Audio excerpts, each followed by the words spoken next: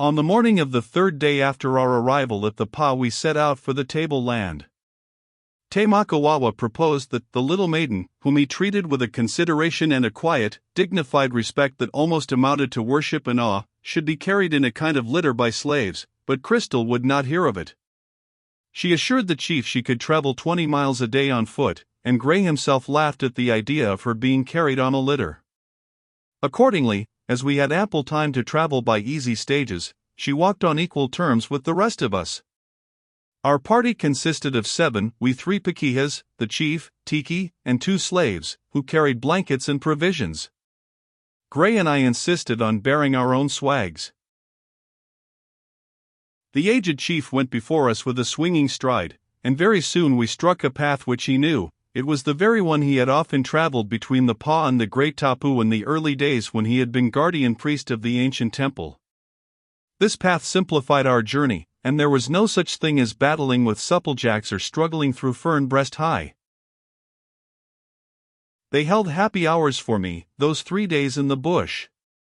To be near Crystal was all I could expect, and the little incidents of the journey are written in my memory, if not here.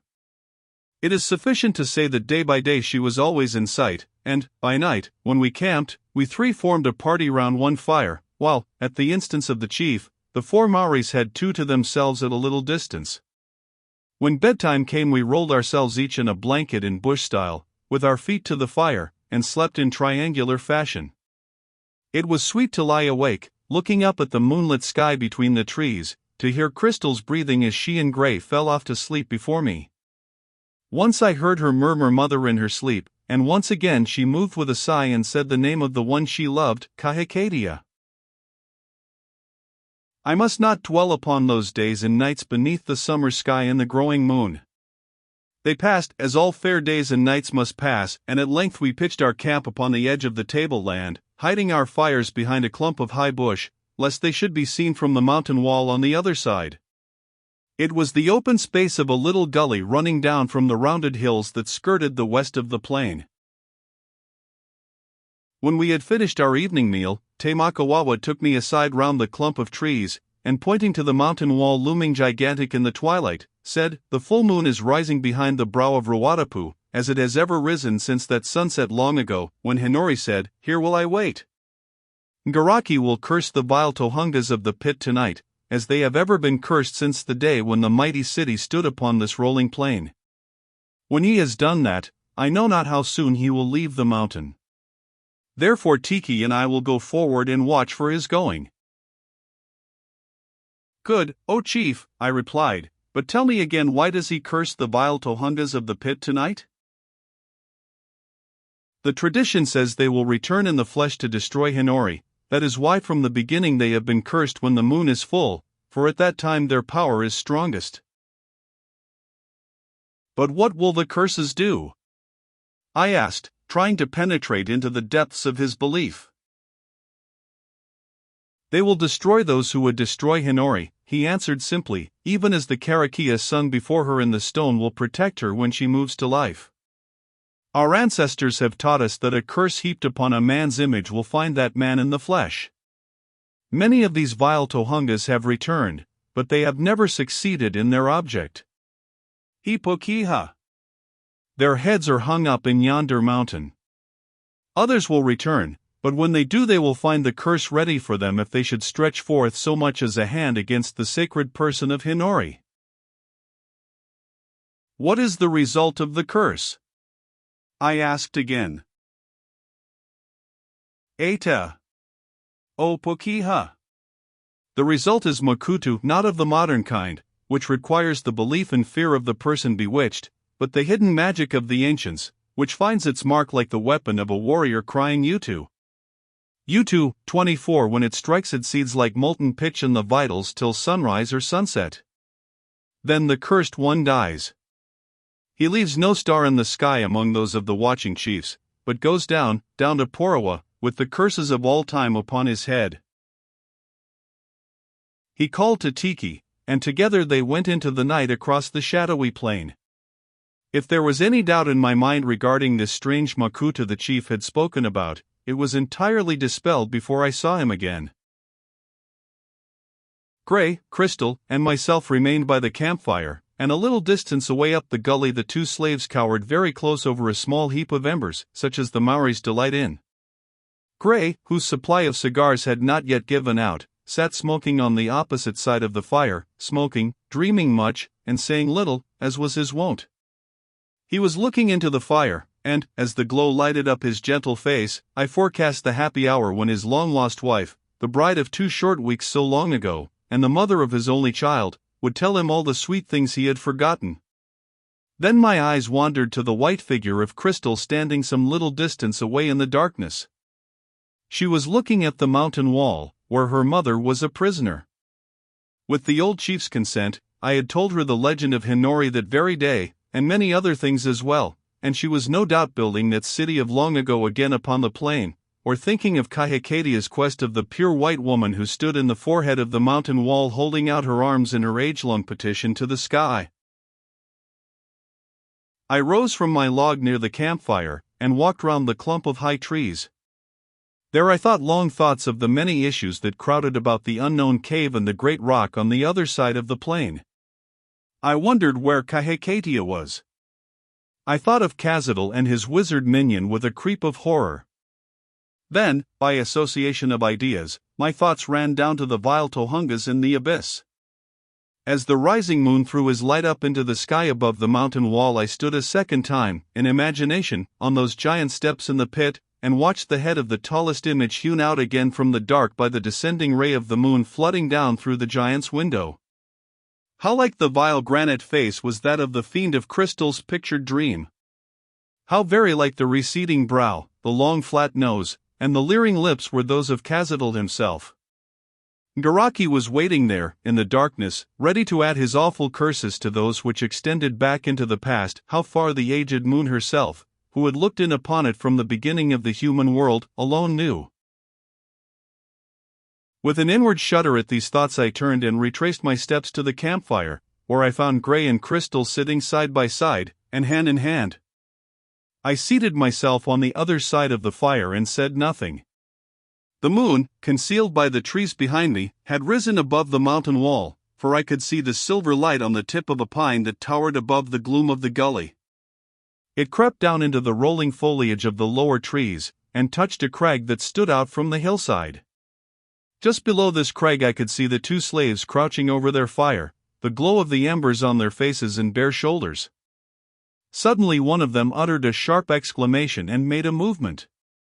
A moment afterwards the other clapped his hand to his chest and said something I could not catch.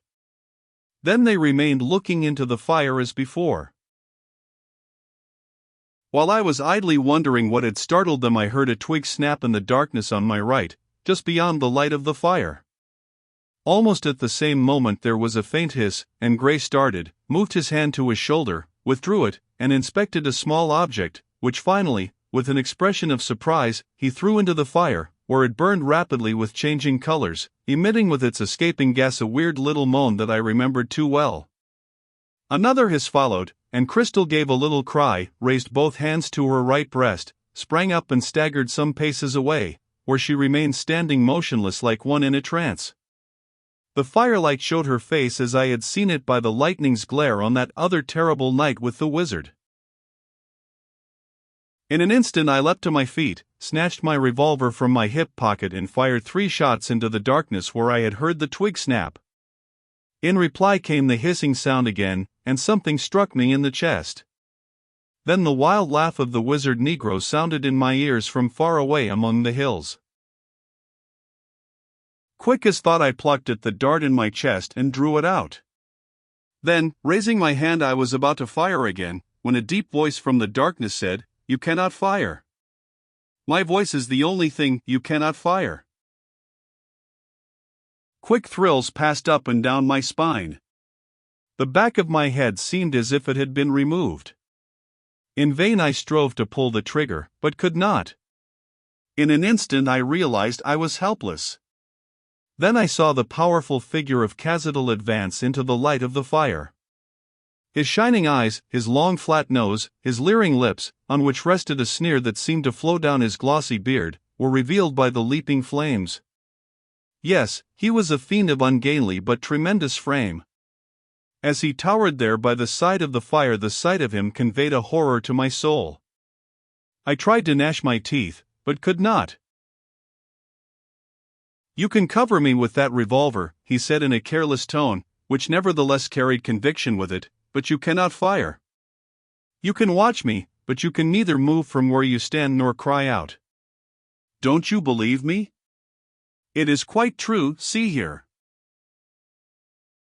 He came towards me, and placing his great chest against the muzzle of my revolver, said, "Your finger is on the trigger, and if you were able, a touch would send a bullet through my heart, but you can't do it, not even to save that pure and lovely girl." He pointed to the white figure of Crystal, standing motionless at a little distance. Heaven knows how I tried to pull that trigger and send the ball through his heart, but my powers of volition were gone. I was helpless under the powerful influence of the drug and the voice, which was the only thing. He moved away, and, as he had said, I found I could keep him covered with my revolver and watch his movements, but that was all. He turned and said something in a harsh, foreign tongue to someone in the darkness, and presently, in answer to his order, the wizard Negro came within the light, and, putting an armful of sticks on the fire, hurried away for more. Cazadel bent over Gray, and, smoothing his eyelids down, said, "Sleep." Gray sank back immediately and lay still. He also was under the power of the drug. With my finger on the trigger of my revolver, I covered Cazadel as he walked round to the other side of the fire, and I prayed that just one little nervous twitch of my forefinger might do the deed.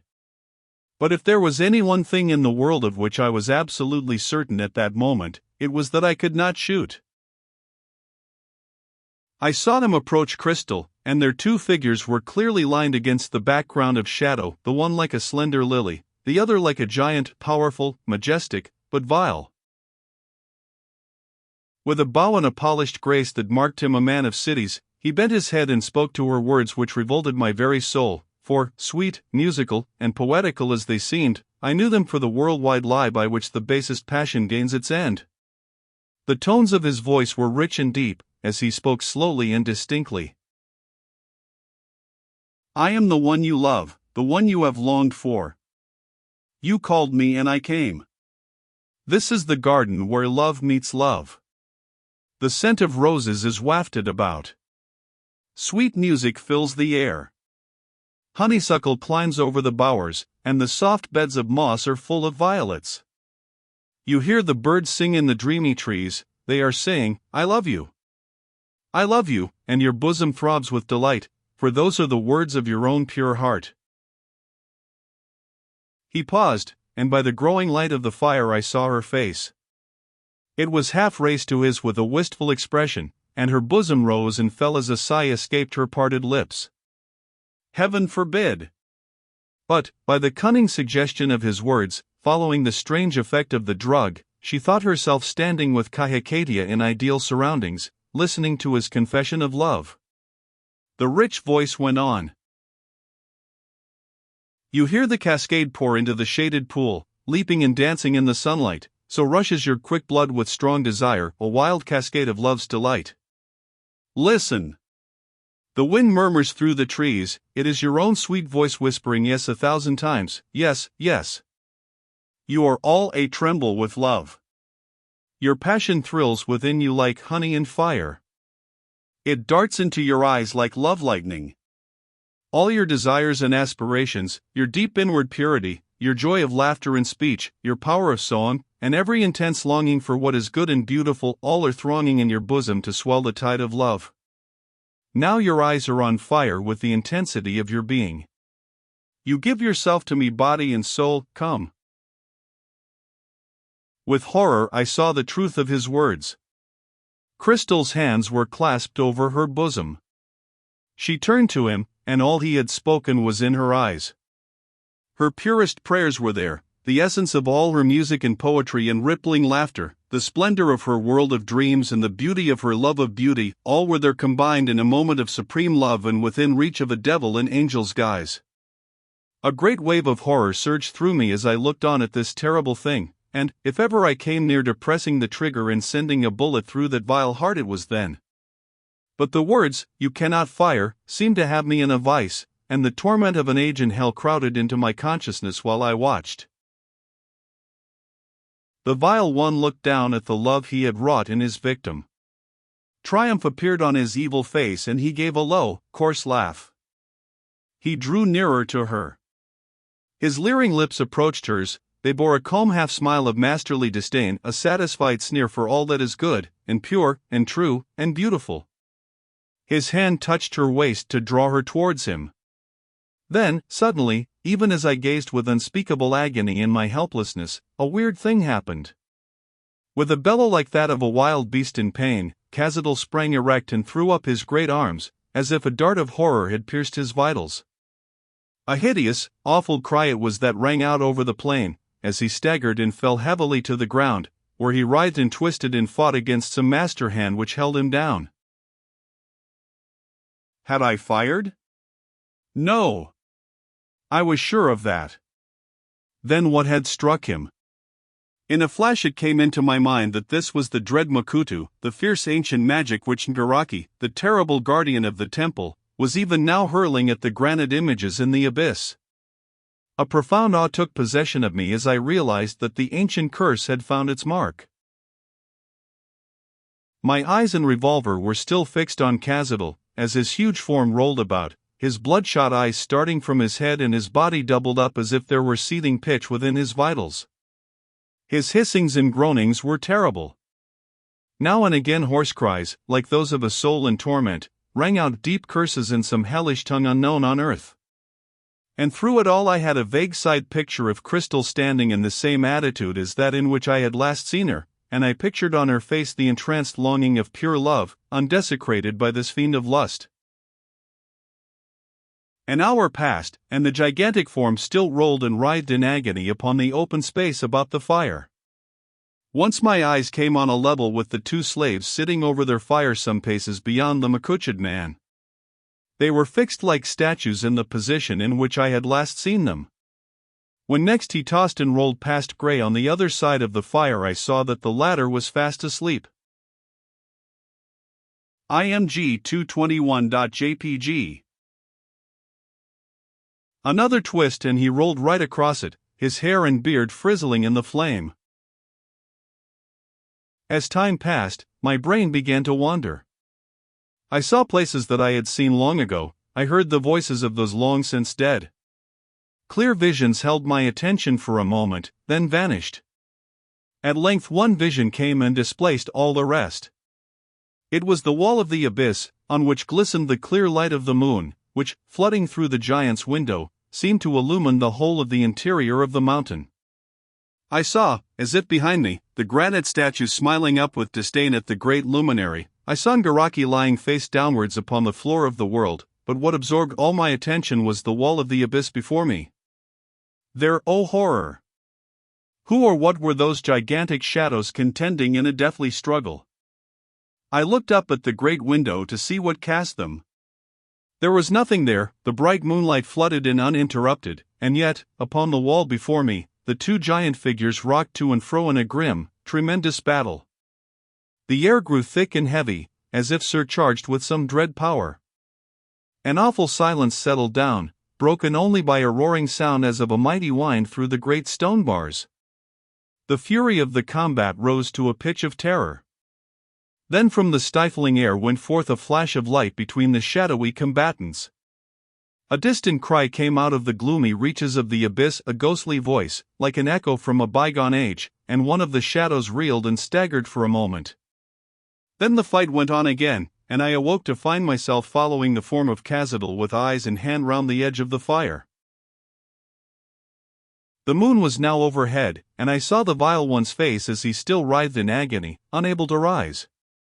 His brow was twisted with torment, and great drops rolled from it, but nothing could distort the leering, blood-stained lips from their original expression. They still sneered at all that was good and pure and beautiful.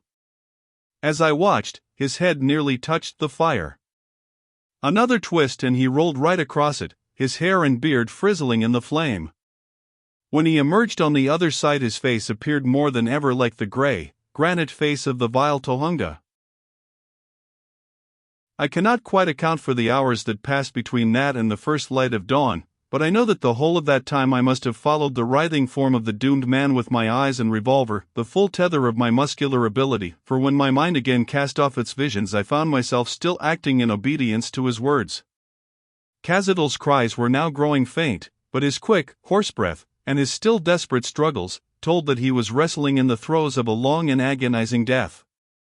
The full moon, growing pale against the approach of dawn, was just sinking behind the hills. Crystal had sunk upon the ground, where she lay still, a vague outline of white upon the moss to the left of me. These things I sought indirectly, for my eyes were fastened upon Cazadil.